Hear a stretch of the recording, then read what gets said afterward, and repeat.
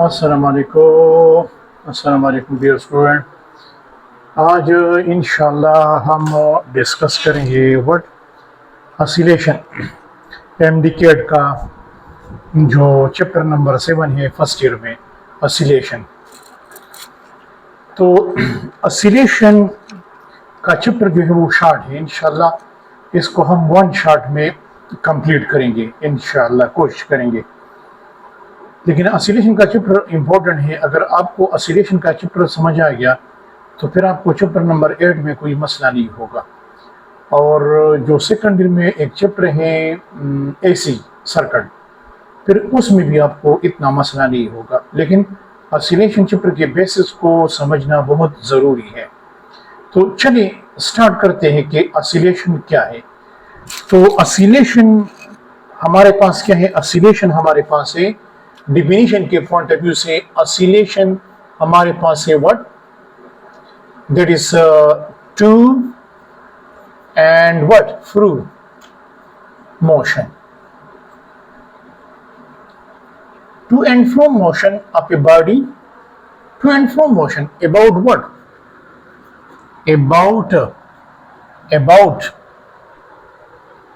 about mean position,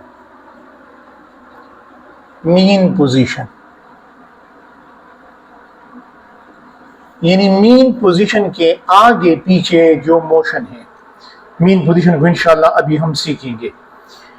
तो to and fro motion about mean position is called what? Is called oscillation. इसको हम कहते हैं what? Oscillation. तो क्या ऑसिलेशन और वाइब्रेशन एक ही चीज है? बिल्कुल एक ही चीज है, इसमें कोई फर्क नहीं है। इसका मैथमेटिक्स, इसका कंसेप्ट सब सेम है। लेकिन बाज टीचर, सही है, मैं उसके साथ एग्री नहीं करता, लेकिन बाज लोग कहते हैं कि अगर फ्रीक्वेंसी लो है तो फिर उसके लिए हम ऑसिलेशन की टर्मिनोलॉजी यूज करते हैं, अगर फ्रीक्वेंसी हाई है तो फिर उसके लिए हम वाइब्रेशन की टर्मिनोलॉजी यूज करते हैं। But I don't agree, they are the same thing. Oscillation and vibration they are the same thing.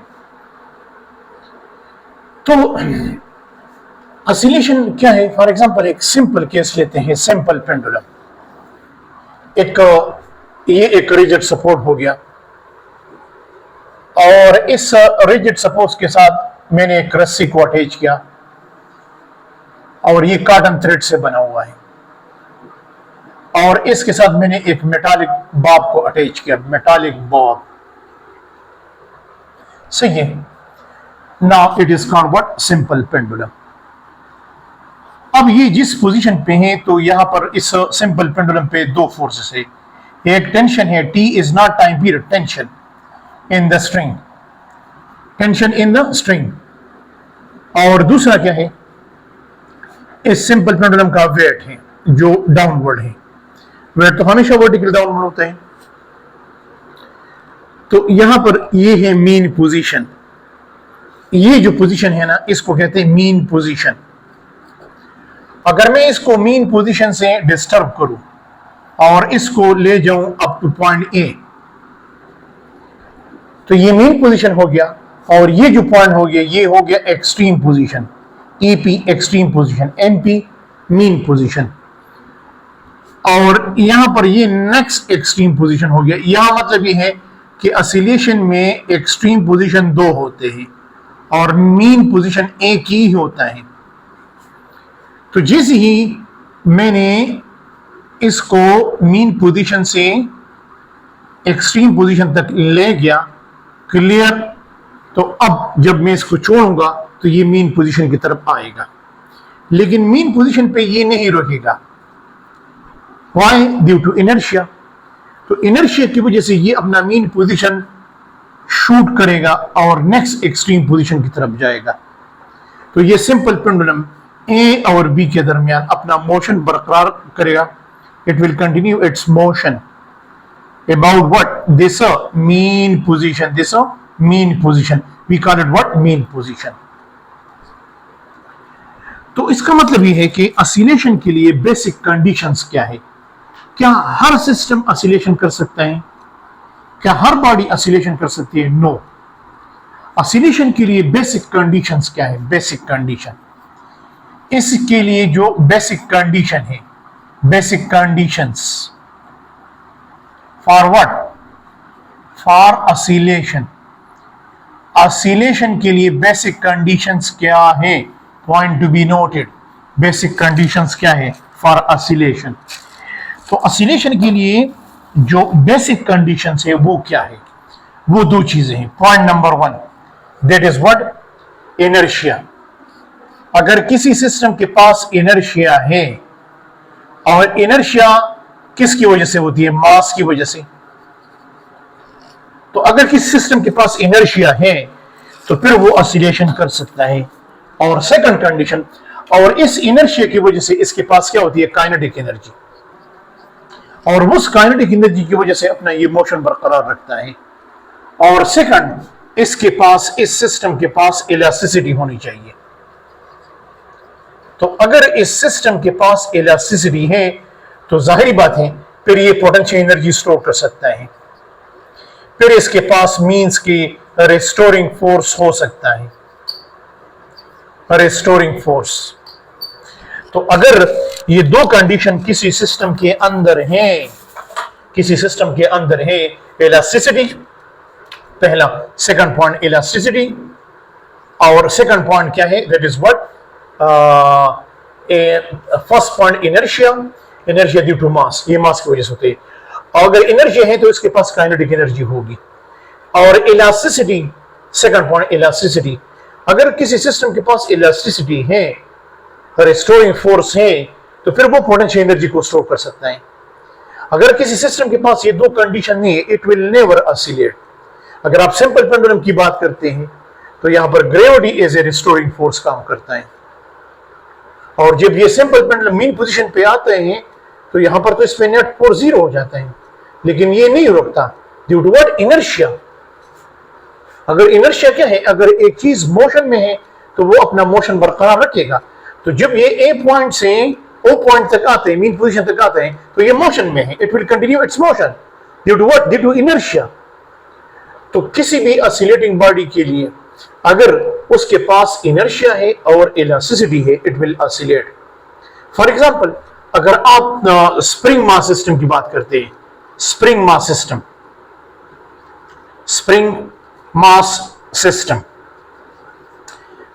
तो स्प्रिंग मास सिस्टम में भी तो आपके पास इलास्टिसिटी है, इनर्शिया है। स्प्रिंग के अंदर एक फोर्स होता है, रिस्टोरिंग फोर्स। स्प्रिंग के अंदर इलास्टिसिटी होती है। उसी इलास्टिसिटी की वजह से स्प्रिंग सिस्टम के अंदर पोटेंशियल एनर्जी स्टोर हो जाती है। तो अगर हम इन दो एग्जांपल में देखें तो ये दोनों सिस्टम जो है ये ऑसिलेशन करते हैं। अगर हम सॉलिड के अंदर देखें तो सॉलिड के अंदर भी इलास्टिसिटी होती है। तो वहां पर इसकी जो मॉलिक्यूल है वो वाइब्रेशन करते हैं, ऑसिलेशन करते हैं अबाउट मीन पोजीशन। तो ये तो हो गया, ये कुछ बेसिक्स थे, ये कुछ बेसिक्स थे कि अगर एमसीक्यूज आ गया कि what are the basic condition for oscillation, तो वो दो है, एक है इनर्शिया और दूसरा क्या है? इलास्टिसिटी। तो अगर किसी सिस्टम के पास ये दो कंडीशंस हैं, ये दो प्रॉपर्टीज हैं, it will oscillate. And oscillation is what? It is the to and fro motion. फिर हम इसमें बात करते हैं वाइब्रेशन या वन ऑसिलेशन, वन ऑसिलेशन या वन वाइब्रेशन की बात करते हैं। तो वन ऑसिलेशन, वन ऑसिलेशन,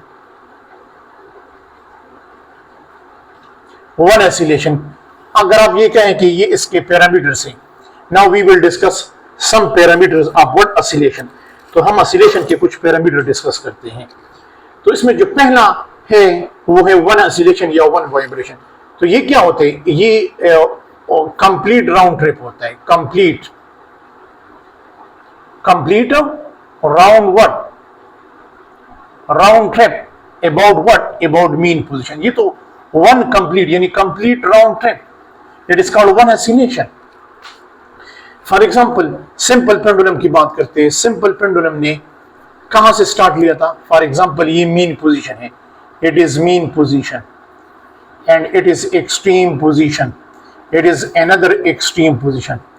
तो अगर सिंपल पेंडुलम ने ए से स्टार्ट लिया है, ए से, तो ये ए से ओ की तरफ आएगा मीन पोजीशन, फिर ओ से बी की तरफ, फिर बी से फिर ओ की तरफ आएगा और फिर ए की तरफ आएगा।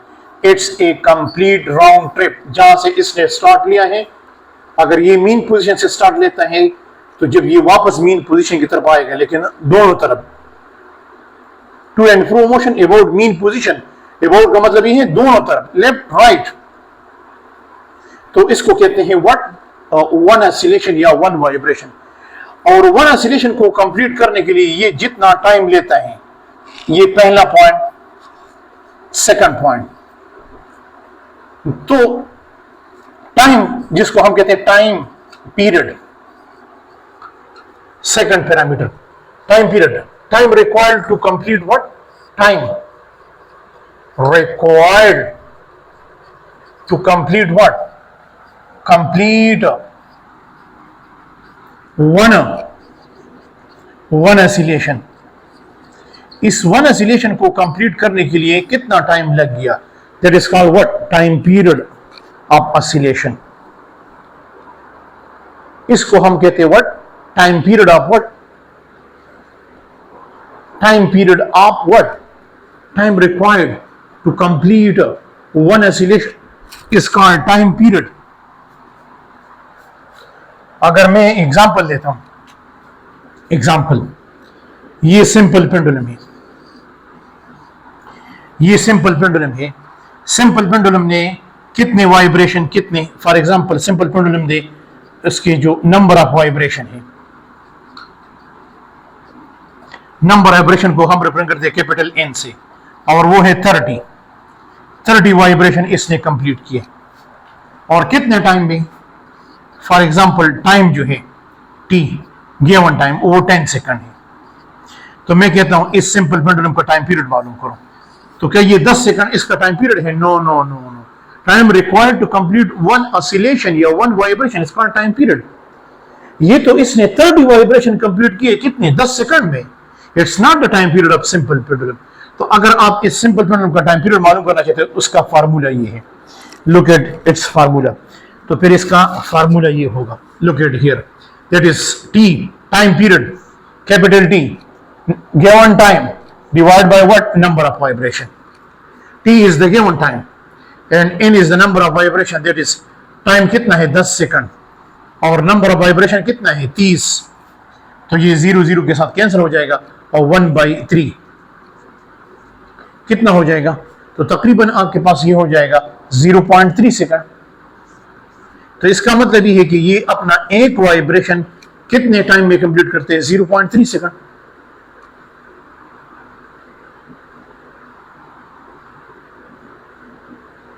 Yes, 0.3 second. It's the time period. 10 second is not the time period. 10 second is the total time to complete 30 vibration. तो टाइम पीरियड को निकालने का फार्मूला ये आ गया, ये, that is given time, T is the given time, T, small t is the given time, divided by number of vibration. It's the general formula for the time period of sim. For any case, अगर number of vibration given है और time given है, you can find out what the time period. Time period is totally is the property of oscillating system. So the general formula for the time period, general formula for the time period, that is what, given time divided by what, number of what, number of vibration या oscillation. Given time को हम represent करते हैं small t से, number of vibration या number of oscillation को हम represent करते हैं कैपिटल एन से। It's the general formula for the time period of what, of any oscillating system.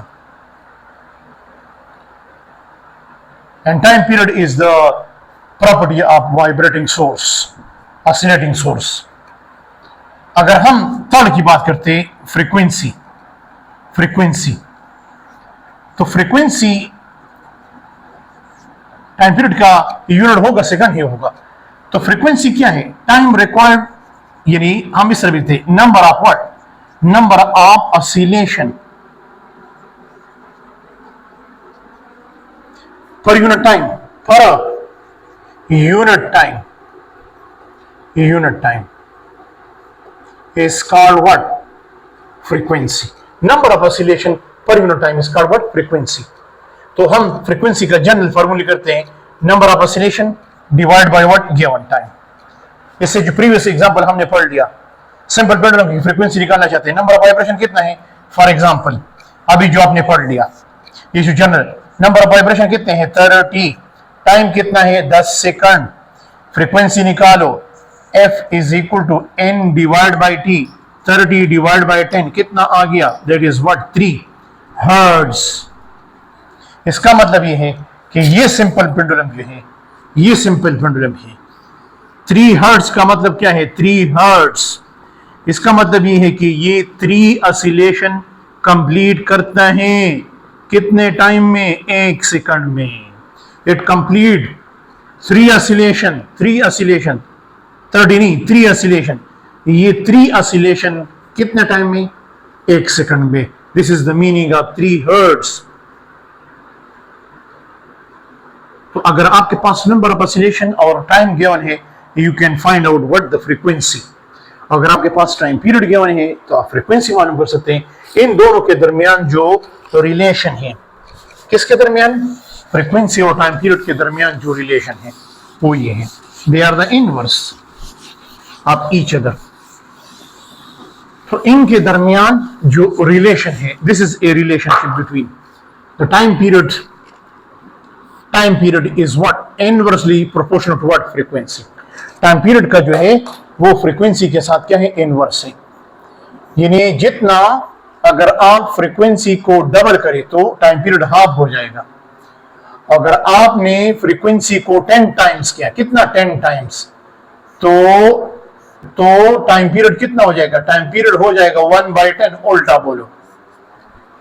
इसी तरह फॉर एग्जांपल अगर आपने क्या किया, अगर आपने फ्रीक्वेंसी को किया 1/4 हर्ट्ज, तो टाइम पीरियड कितना हो जाएगा, 4 टाइम ज्यादा हो जाएगा। तो इसका मतलब ये है इन दोनों का प्रोडक्ट जो होगा, T और F का प्रोडक्ट हमेशा 1 के बराबर होगा, क्योंकि इन दोनों के दरमियान इनवर्स है। फ्रीक्वेंसी को जितना बढ़ाओगे टाइम पीरियड उतना कम होता जाएगा। अगर आपने फ्रीक्वेंसी को डबल किया तो ये, हाँ अगर ये 3 टाइम्स तो ये 1/3, अगर ये 4 तो ये 1/4। तो इनके दरमियान इन दोनों का प्रोडक्ट हमेशा 1 के बराबर होगा। इसका कोई यूनिट नहीं होगा, इन दोनों के प्रोडक्ट का कोई यूनिट नहीं होगा, इन दोनों के प्रोडक्ट का कोई यूनिट नहीं होगा, क्योंकि टाइम का यूनिट, टाइम पीरियड का यूनिट सेकंड है और फ्रीक्वेंसी का यूनिट भी सेकंड इनवर्स आ रहे हैं। तो फिर ये एक दूसरे के साथ कैंसिल हो जाएगा। So the product of time period and frequency have no unit and no dimension. Remember, इसका कोई ना यूनिट है ना डायमेंशन है। किसका, टाइम पीरियड और फ्रीक्वेंसी के प्रोडक्ट का। मैं ये बात कह रहा हूं, इस बात को समझने की कोशिश करें। So this is time period and this is what, frequency। ये पॉइंट तो थोड़े बहुत आपको क्लियर हो रहे हैं, ये पॉइंट्स आपको क्लियर हो रहे हैं, ये पॉइंट्स आपको क्लियर हो रहे हैं। नेक्स्ट पॉइंट हम बात करते हैं एक और चीज पे।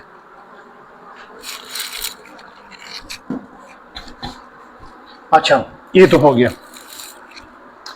टाइम पीरियड हो गया, फ्रीक्वेंसी हो गया आपके पास, और इनके दरमियान रिलेशन भी हो गया। Fourth point, that is what,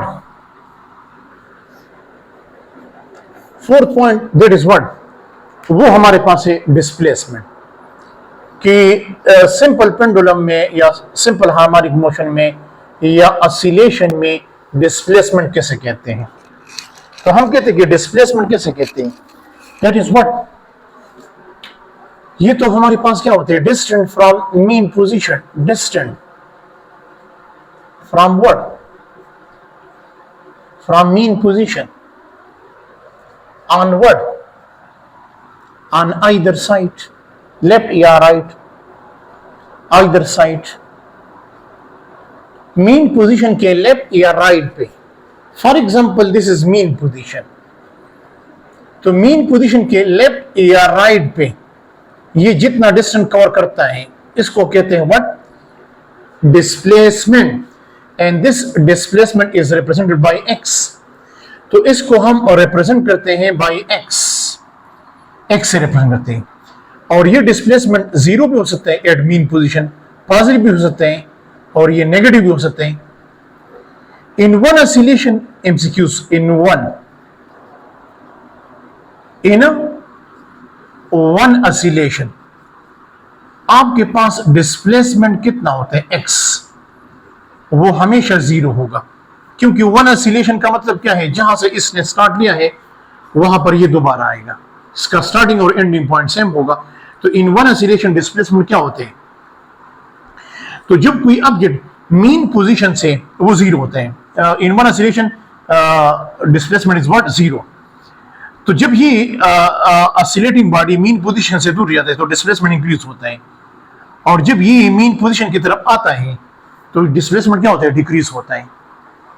लेकिन अगर डिस्प्लेसमेंट मीन पोजीशन के राइट पे है तो इसको आप लेंगे पॉजिटिव, और अगर ये इसके लेफ्ट साइड पे है तो फिर इसको आप क्या लेंगे? Negative. So when A oscillating body moving away from the mean position, displacement is what? Increasing. But when it come toward the mean position, displacement is what? Displacement is decreasing. ये तो हमारे पास क्या है? कुछ पॉइंट हो गए, कुछ points होंगे। तो डिस्प्लेसमेंट, अब नेक्स्ट पॉइंट जिसको हम डिस्कस करना चाहते हैं, जरूरी है, जिसको हम कहते हैं व्हाट? एम्पलीट्यूड। एम्पलीट्यूड, एम्पलीट्यूड को हम रिप्रेजेंट करते हैं एक्स नॉट से, और ये क्या होते हैं? मैक्सिमम डिस्प्लेसमेंट होते हैं। Maximum displacement, maximum displacement from what? From main position on either side. ये तो मैक्सिमम डिस्प्लेसमेंट होते हैं। ये नहीं ये मेन पोजीशन है, मेन पोजीशन से ये जो ए पॉइंट था, इन दोनों के दरमियान जो डिस्प्लेसमेंट, इसको कहते हैं एक्स नॉट, एम्पलीट्यूड।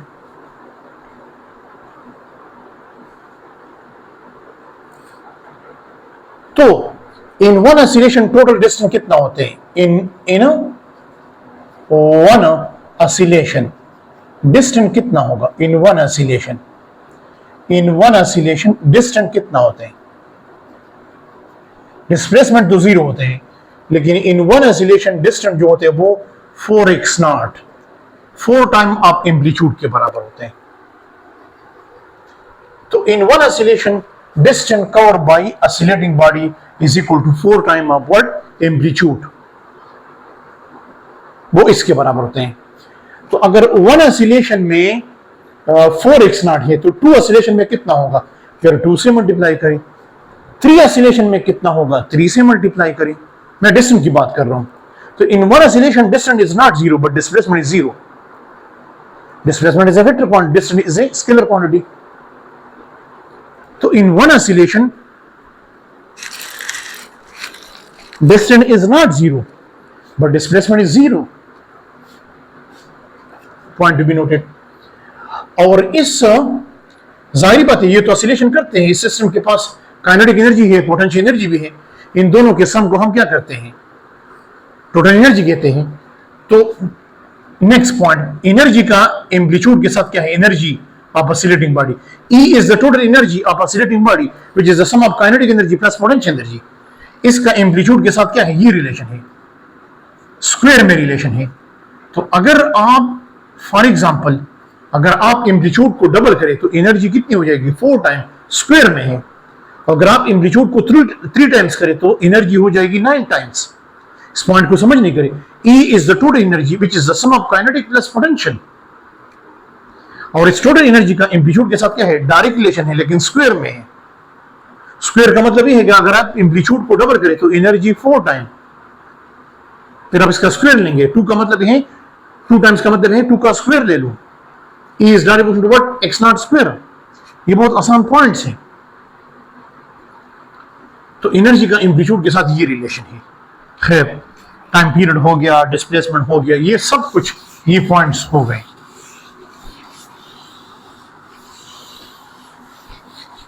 फिर हम बात करते हैं ऑसिलेशन में एक और चीज की बात करते हैं, फेज। फेज, फेज का मतलब है state of motion, state of motion, यानी कोई भी ऑसिलेटिंग बॉडी में हम जब फेज की बात करते हैं, so we are talking about its state of motion. What means by state of motion, मतलब ये है कि मैं आपको ये कहता हूं कि now right now what is the state of motion, what is the phase of simple pendulum. तो मैं आपसे ये पूछ रहा हूं कि सिंपल पेंडुलम अब मीन पोजीशन पे है कि एक्सट्रीम पे है, मीन पोजीशन की तरफ आ रहे हैं या मीन पोजीशन से दूर जा रहे हैं। I am actually asking this question. तो ये फेज हमें क्या देते हैं, फेज हमें किसी भी ऑसिलेटिंग बॉडी का क्या देते हैं, ये हमें इंफॉर्मेशन देते हैं डायरेक्शन, डायरेक्शन ऑफ मोशन, और दूसरा क्या है डिस्प्लेसमेंट, कि मीन पोजीशन से यानी डायरेक्शन भी देता है फेज, और ये हमें डिस्प्लेसमेंट भी देते हैं फ्रॉम मीन पोजीशन।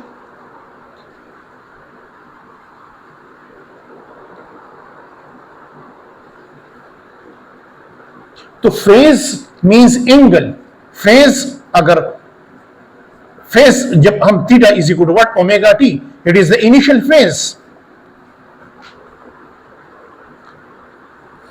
तो थोड़ा इस चीज को समझते हैं। फॉर एग्जांपल दो सिंपल पेंडुलम हैं, दोनों ने मीन पोजीशन से स्टार्ट लिया, दोनों ने मीन पोजीशन से स्टार्ट लिया, और ये सिंपल पेंडुलम राइट की तरफ जा रहे हैं और ये भी उसी टाइम राइट की तरफ जा रही है। तो हम कहते हैं कि ये दोनों सिंपल पेंडुलम क्या है, ये सेम फेज में है। और मैं कहता हूं कि इस पेंडुलम का जो फेज है वो 90 है। इसका मतलब ये है कि ये एक्सट्रीम पोजीशन पे है। फिर मैं कहता हूं कि इसका जो फेज है वो 180 है। इसका मतलब ये है कि इसने आधा साइकिल जो है या आधा ऑसिलेशन जो है वो कंप्लीट किया है।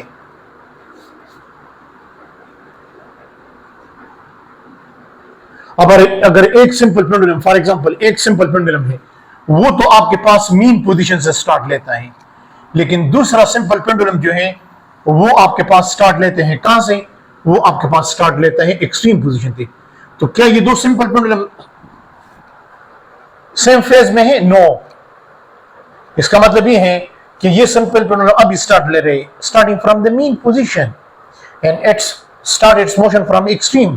तो इन दोनों के दरमियान ये आउट ऑफ फेज है, इनके दरमियान फेज डिफरेंस है। फेज डिफरेंस का मतलब ये है कि एक लीडिंग कर रहे हो, दूसरा क्या है लैगिंग कर रहा है। ये तो अभी स्टार्ट ले रहे, वो तो एक्सट्रीम तक पहुंच गया है।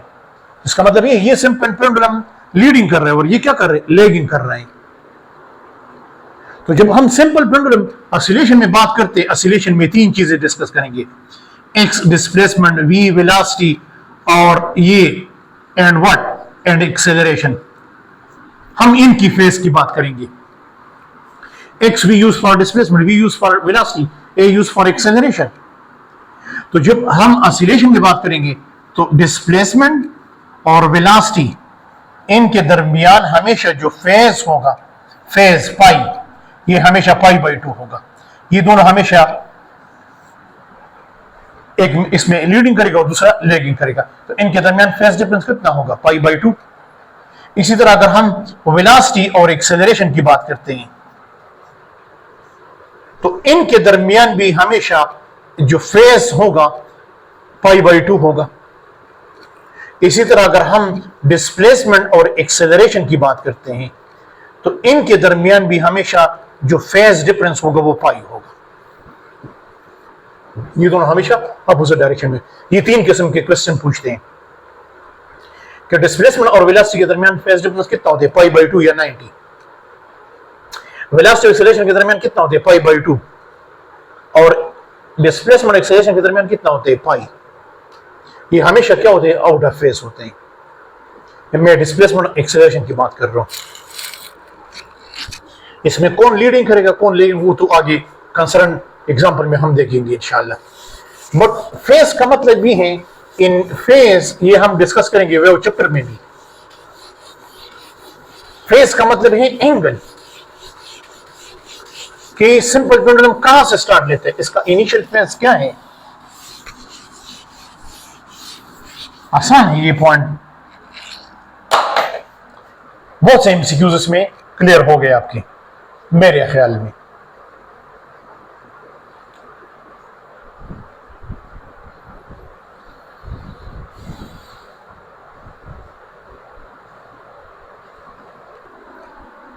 अब ऑसिलेशन के चैप्टर में जो दूसरा हिस्सा है वो है simple harmonic motion, SHM. SHM is simple oscillation. It's a special type of what? Oscillation. तो सिंपल हार्मोनिक मोशन किसे कहते हैं? SHM, simple harmonic motion. तो हम कहते हैं कि SHM एक ऐसा मोशन है जिसमें एक्सेलरेशन और डिस्प्लेसमेंट के दरमियान क्या होते हैं? डायरेक्ट रिलेशन होते हैं, लेकिन इन अपोजिट डायरेक्शन. दोनों हमेशा एक दूसरे को अपोजिट होते हैं, negative use for the opposite direction. या इन अदर वर्ड, SHM एक ऐसा मोशन है जिसमें रिस्टोरिंग फोर्स और डिस्प्लेसमेंट के दरमियान क्या होते हैं? Direct relation. लेकिन ये दोनों हमेशा क्या होते हैं? Opposite direction. Fr is the restoring force, the force which restore the body to what its mean position. और हमारे बुक में इस SHM के 3 एग्जाम्पल हैं. जो पहला एग्जाम्पल है वो है सिंपल पेंडुलम. दूसरा एग्जाम्पल जो है वो है spring mass system, spring mass system. और जो थर्ड नंबर एग्जाम्पल है वो क्या है? वो है SHM and UCM, uniform circular motion, कि इनके दरमियान क्या लिंक है? UCM and SHM. ये 3 एग्जाम्पल है. लेकिन जब हम SHM के जनरल इक्वेशन, SHM का जो जनरल SHM, इसका जो जनरल इक्वेशन है, जनरल इक्वेशन ये है, वो ये है, that is A is derivation to what? -x. और जब ये प्रोपोर्शनल साइन हम हटाएंगे तो हम क्या लगाएंगे? Constant. So A is equal to what? -ω²x. यहां पर ओमेगा जो है वो कांस्टेंट है, which is the angular frequency.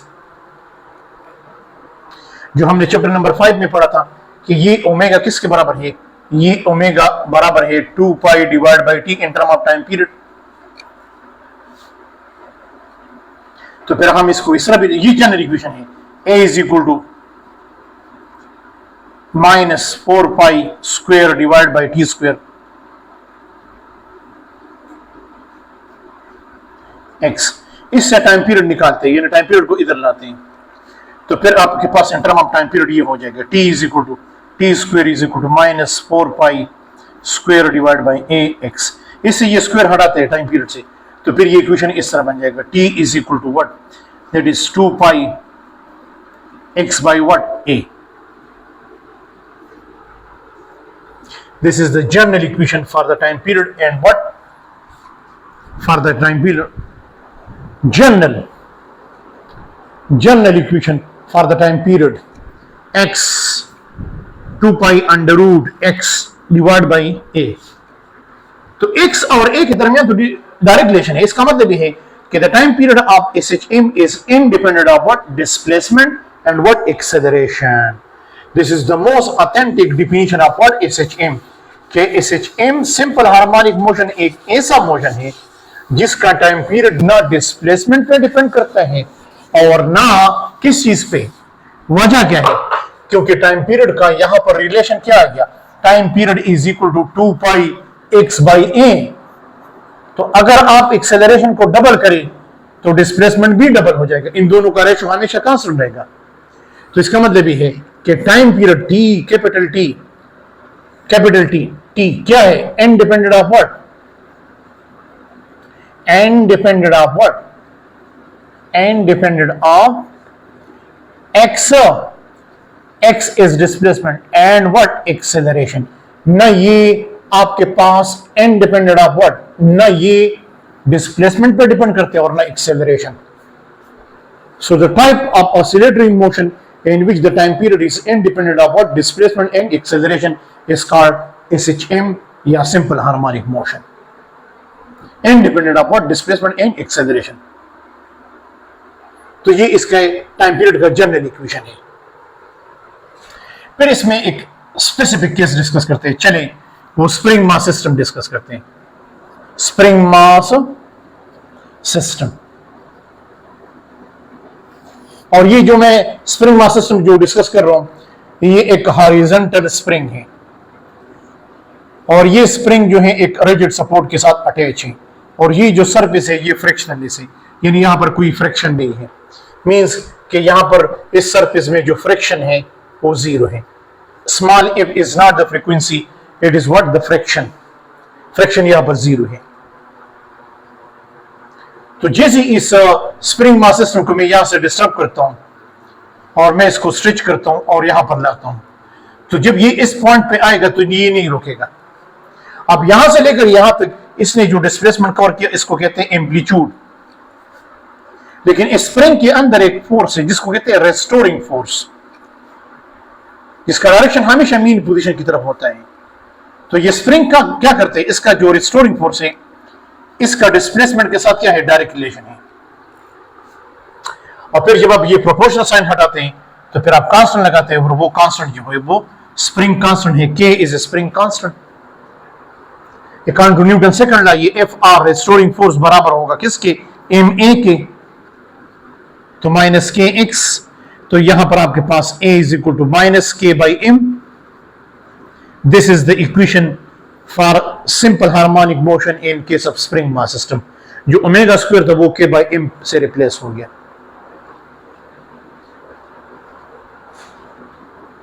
तो यहां पर ये के बाई एम किसके बराबर होगा, ये के बाई एम, ये के बाई एम बराबर होगा ओमेगा स्क्वायर के बराबर हो गया। तो यहां पर ओमेगा स्क्वायर किसके बराबर आ गया, के बाई एम।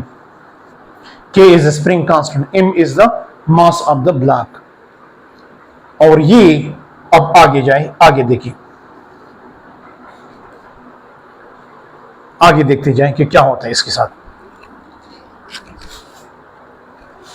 लेकिन यहां पर रिस्टोरिंग फोर्स कौन है, spring force, which always try to restore the body toward its mean position. Point to be noted. Equation आ गया A is equal to minus K by M X. Yes, spring mass system performs simple harmonic motion. और फिर मैंने आपको कहा कि ये के by M किसके बराबर है, ये ओमेगा स्क्वायर के। अगर इसे मैं ये स्क्वायर हटाना चाहता हूं तो फिर ये बराबर हो जाएगा omega is equal to what, K by M under root, और ओमेगा बराबर है व्हाट, 2 पाई एफ। अब ये स्मॉल एफ जो है ये फ्रीक्वेंसी के बराबर, तो फ्रीक्वेंसी बराबर आ जाएगा 1/2 पाई के बाई एम। तो इसका मतलब ये है कि the time period of spring mass system depends on two parameter. It depend upon the spring constant.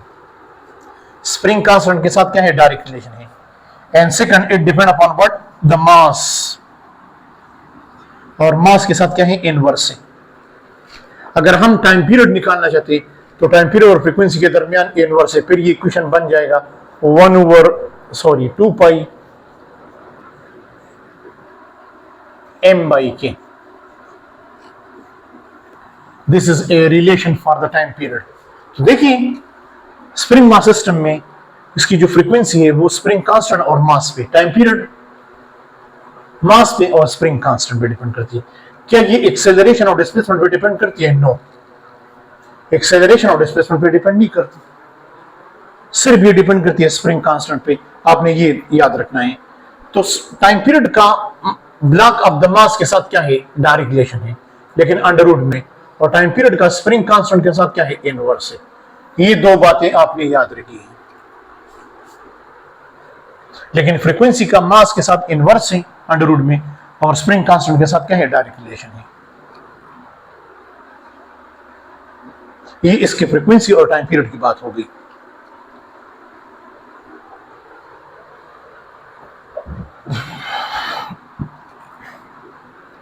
अब अगर हम स्प्रिंग मास सिस्टम, इसमें हम काइनेटिक एनर्जी की बात करते हैं, काइनेटिक एनर्जी, तो इसकी काइनेटिक एनर्जी का इक्वेशन होगा 1/2 k x naught square x square. This is the equation for kinetic energy, and the kinetic energy of spring mass system is independent of what, mass.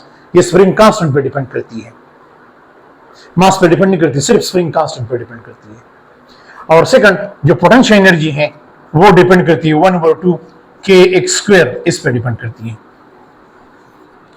और जो total energy होगी, total energy is the sum of kinetic energy और plus potential energy.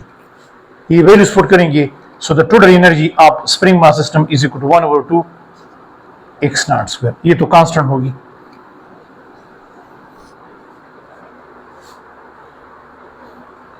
इसमें एक दूसरा point, kinetic energy potential energy की कब बराबर होती है? जब आपके पास ये तब बराबर होगी जब x किसके बराबर होगा, x0 डिवाइड बाई 2√। अगर डिस्प्लेसमेंट x0 डिवाइड बाई 2√, तो काइनेटिक एनर्जी किसके बराबर होती है, पोटेंशियल एनर्जी। फिर ये आपके पास क्या है, काइनेटिक एनर्जी पोटेंशियल एनर्जी के बराबर होगी। ये ध्यान में रखें, ये कुछ एमसीक्यूज है जो बार बार रिपीट होते हैं। और इसमें फ्रीक्वेंसी, काइनेटिक एनर्जी की फ्रीक्वेंसी क्या होगी, डबल होगी। यानी काइनेटिक एनर्जी अपने मैक्सिमम वैल्यू को एक साइकिल में 2 मरतबा रिपीट करेगी। सो द काइनेटिक एनर्जी यहां पर तो एनर्जी ऑसिलेट करती है बिटवीन काइनेटिक एंड पोटेंशियल, तो काइनेटिक एनर्जी की जो फ्रीक्वेंसी होगी वो डबल होगी। यानी अगर स्प्रिंग मास सिस्टम की फ्रीक्वेंसी है फॉर एग्जांपल 20 हर्ट्ज है, तो काइनेटिक एनर्जी की कितनी होगी, तो 20 मल्टीप्लाई बाय 2 40 हर्ट्ज होगी, यानी 40 होगी। ये यानी वो अपनी मैक्सिमम वैल्यू को एक सेकंड में 2 मरतबा रिपीट करेगी। खैर ये तो स्प्रिंग मास सिस्टम हो गया। के की बात करते हैं। के क्या है, ये स्प्रिंग कांस्टेंट है, स्प्रिंग कांस्टेंट। इसका यूनिट जो है वो न्यूटन मीटर इनवर्स है, ये इसका यूनिट है, सिस्टम इंटरनेशनल यूनिट। और ये के जो है ये डिपेंड करती है, डिपेंड्स कि स्प्रिंग का स्टिफनेस कितना है। स्टिफनेस मींस कि वो कितने लोड को बर्दाश्त कर सकता है। दूसरा ये है कि उस स्प्रिंग का ओरिजिनल लेंथ कितना है, उसका अपना ओरिजिनल लेंथ कितना है, length of the spring. Third diameter of the spring, कि उसका डायमीटर कितना है। जितना डायमीटर ज्यादा होगा स्प्रिंग कांस्टेंट ज्यादा होगा, तो डायमीटर पे डिपेंड करते हैं। इस पे भी डिपेंड करते हैं नंबर ऑफ टर्न्स इन, कि उसके अंदर नंबर ऑफ टर्न्स कितने हैं, टर्न्स कितने हैं, डायमीटर उस पे भी डिपेंड करती है।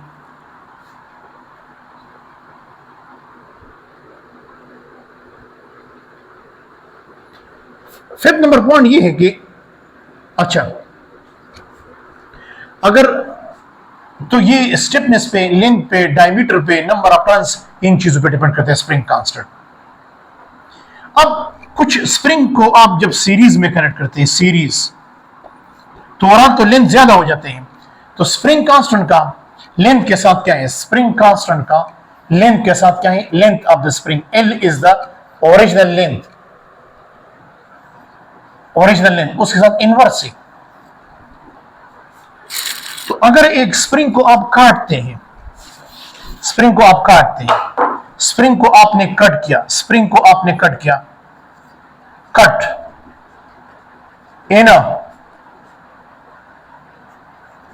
इन 3 पार्ट्स। अगर एक स्प्रिंग को आपने कट किया 3 पार्ट्स में, तो एक पार्ट का स्प्रिंग कांस्टेंट कितना हो गया, तो L हो गया L/3, तो स्प्रिंग कांस्टेंट हो जाएगा what, 3K। So spring cut in 3 parts, तो K फॉर ईच पार्ट कितना होगा, फॉर ईच पार्ट, एक पार्ट के लिए स्प्रिंग कांस्टेंट कितना होगा। ये एक स्प्रिंग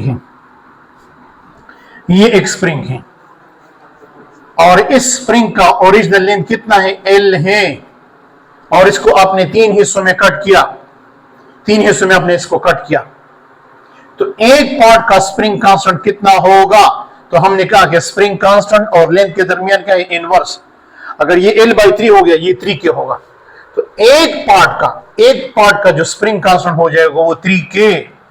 फिर उसका टाइम पीरियड भी चेंज हो जाएगा. So if you cut a spring into 3 parts, then the spring constant of each part 3K.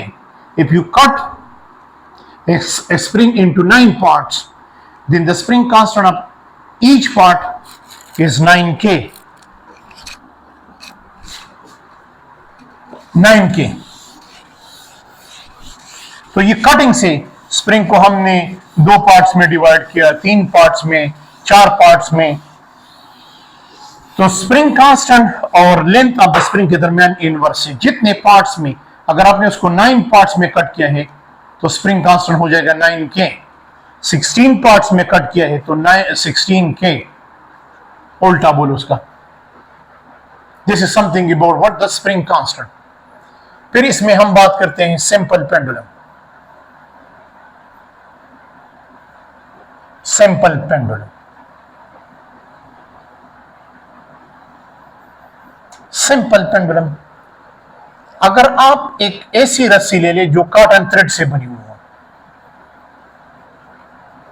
और उसको आप एक रिजिड सपोर्ट के साथ अटैच करें और उसके साथ एक मेटालिक बॉब अटैच करें, तो इस सिस्टम को कहते हैं सिंपल पेंडुलम. ये रस्सी किससे बनी होती है? कॉटन थ्रेड से, ताकि इसमें मजीद एक्सटेंशन पैदा ना हो, और ये मेटालिक बॉब होगा. इसका जो लेंथ हम लेते हैं, we will take this length from the center of the metallic bob. It's the length of what? Of the simple pendulum. ये बहुत जरूरी है. और ये लेंथ हमारे पास क्या होते हैं? We take from the center, यानी इसमें हम मेटालिक बॉब का रेडियस काउंट लेते हैं. अब अगर सिंपल पेंडुलम को मैं अपने मीन पोजीशन से डिस्टर्ब करूं और यहां तक लाऊं,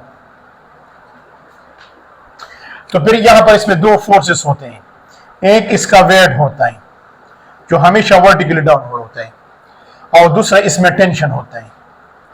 फिर इस वेट को हम 2 पार्ट्स में रिजॉल्व करते हैं.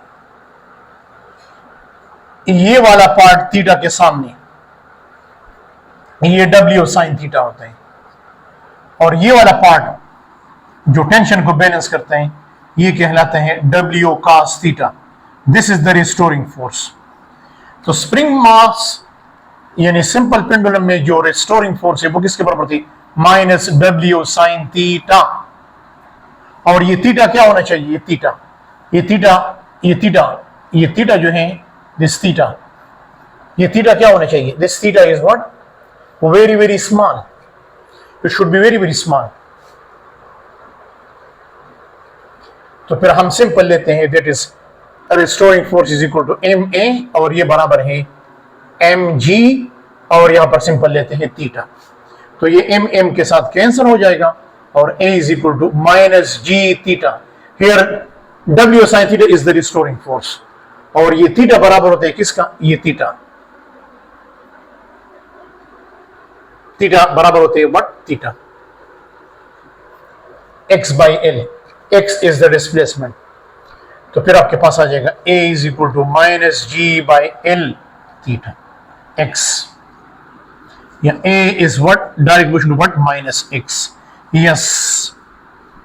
The motion of simple pendulum is simple harmonic motion. लेकिन यहां पर आपके पास point to be noted, point to be noted, ये this is the equation of SHM for simple pendulum. लेकिन यहां पर ओमेगा किसके बराबर आ गया? ओमेगा स्क्वायर बराबर आ गया G/L. G is the gravity, L is the length. तो फिर ओमेगा बराबर आ जाएगा, omega is equal to G/L under root. Omega बराबर है 2πf, और f बराबर आ जाएगा 1/2π G/L.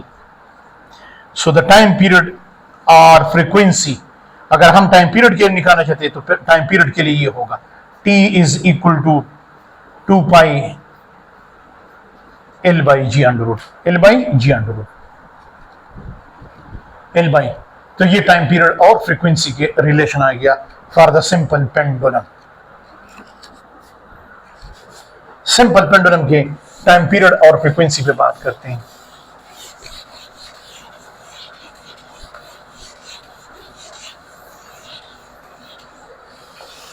This is the time period of simple pendulum. तो frequency of simple pendulum is equal to frequency of simple pendulum 1/2 pi g by l. उस frequency का gravity के साथ क्या है, डायरेक्ट है, लेकिन फ्रीक्वेंसी का लेंथ के साथ क्या है, इनवर्स है, length of the simple pendulum. इसी तरह अगर हम टाइम पीरियड की बात करते हैं तो टाइम पीरियड के लिए ये रिलेशन उल्टा होगा.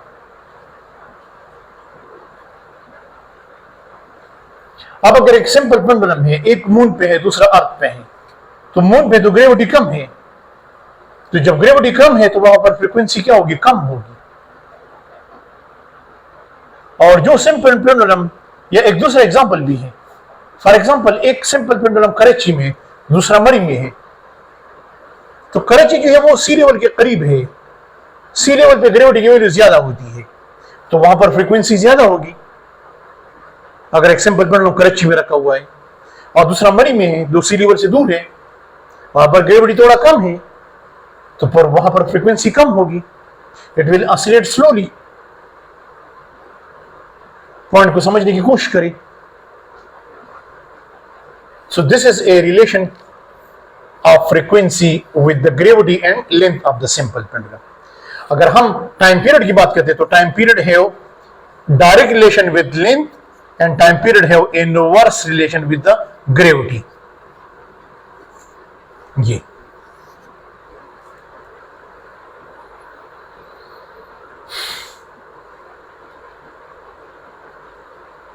सिर्फ आपने ये समझना है, it is L, it is the length of the simple pendulum. ये चीजें आपने समझनी है. फिर इसमें जो लास्ट चीज है जिसको समझना बहुत जरूरी है, और वो लास्ट चीज क्या है, SHM and what UCM, uniform circular motion.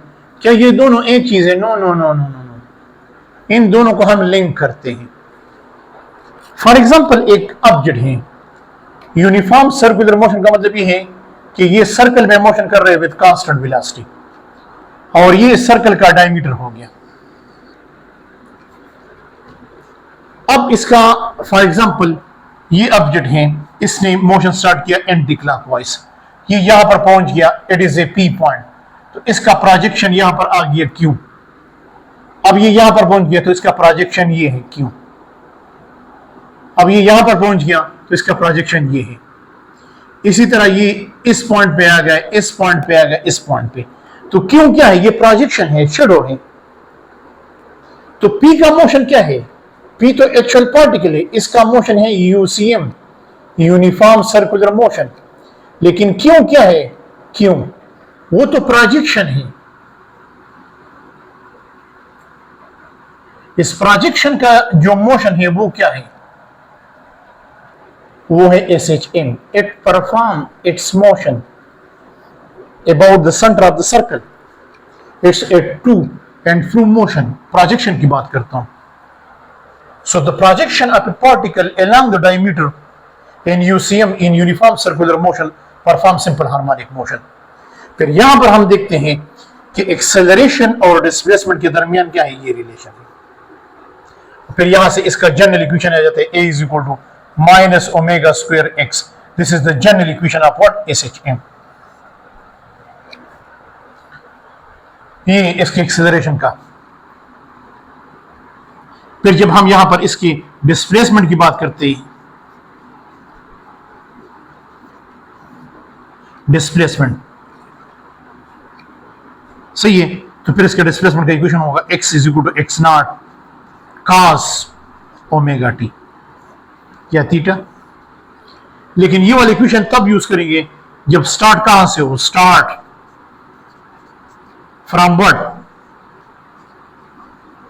From extreme position EP. फिर सिंपल हार्मोनिक मोशन के लिए ये इक्वेशन यूज करेंगे for the displacement.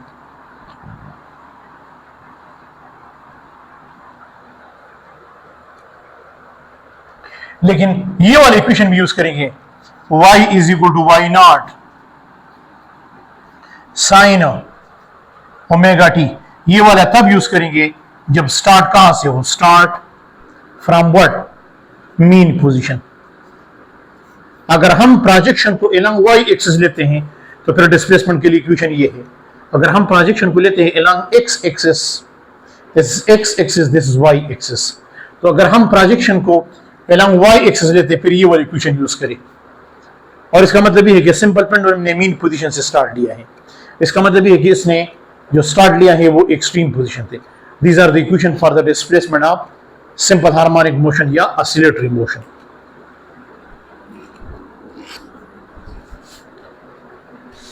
So the motion of a particle, yeah, the projection of a particle along the diameter perform what? Simple harmonic motion. ये projection किसका होगा? जो object circle में motion कर रहे हैं।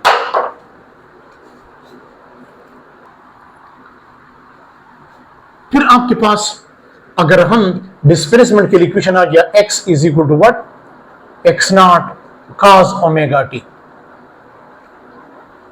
cos omega T, this is the equation for displacement.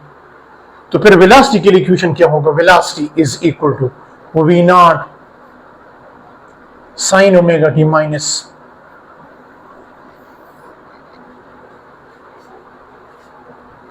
या simple, खैर माइनस आप लिखते या नहीं लिखते वो तो है बाद में देखेंगे, लेकिन ये वेलोसिटी के लिए इक्वेशन होगा। फिर जब वेलोसिटी को हम लिखते हैं in term of displacement, so v is equal to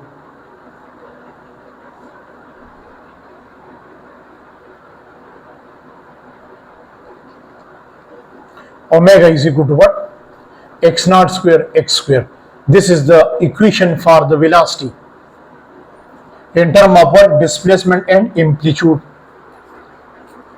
This is the velocity of the projection in term of amplitude and displacement.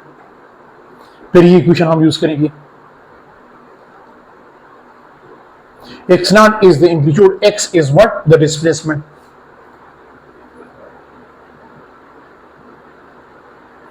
फिर अगर आप काइनेटिक एनर्जी लेते हैं, kinetic energy is equal to half mv square, तो फिर ये equation हो जाएगा 1/2 mo omega square x naught square x square. फिर ये इक्वेशन इस तरह बन जाएगा।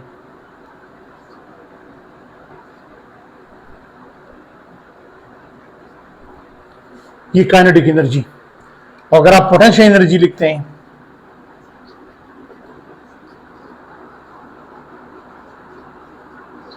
एक्स स्क्वायर, इस तरह अगर आप टोटल एनर्जी लिखते हैं, total energy is the sum of kinetic energy और प्लस पोटेंशियल एनर्जी।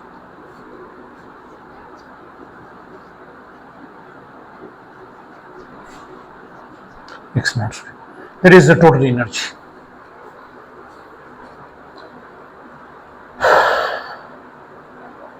फिर आप यहां से लिख सकते हैं। फिर इंशाल्लाह जब इस पे हम मजीद एमसीक्यू सॉल्व करेंगे तो मेरा ये आपको सजेशन है कि जब भी आप ऑसिलेशन चैप्टर पढ़ते हैं तो ज्यादातर एमसीक्यूज उसके पैरामीटर पे, टाइम पीरियड पे, फ्रीक्वेंसी पे, डिस्प्लेसमेंट पे, एम्पलीट्यूड पे सॉल्व करें। फिर इसके साथ जो रिलेटेड एग्जांपल है, मतलब SHM, तो spring mass system, simple pendulum, EUCM, SHM, इसके साथ कुछ एमसीक्यू सॉल्व करें। ये चैप्टर शॉर्ट है, इस पे एक एमसीक्यूज इससे आएगा। तो ये आज के लिए काफ़ी है। इंशाल्लाह फिर इस पे एमसीक्यूज का जो सीरीज़ है वो स्टार्ट करेंगे। इंशाल्लाह कल हम इंशाल्लाह चैप्टर नंबर 8 को कवर करेंगे। इंशाल्लाह पूरा कवर नहीं हुआ तो कम अज़ कम मैक्सिमम कवर करेंगे। Thank you so much.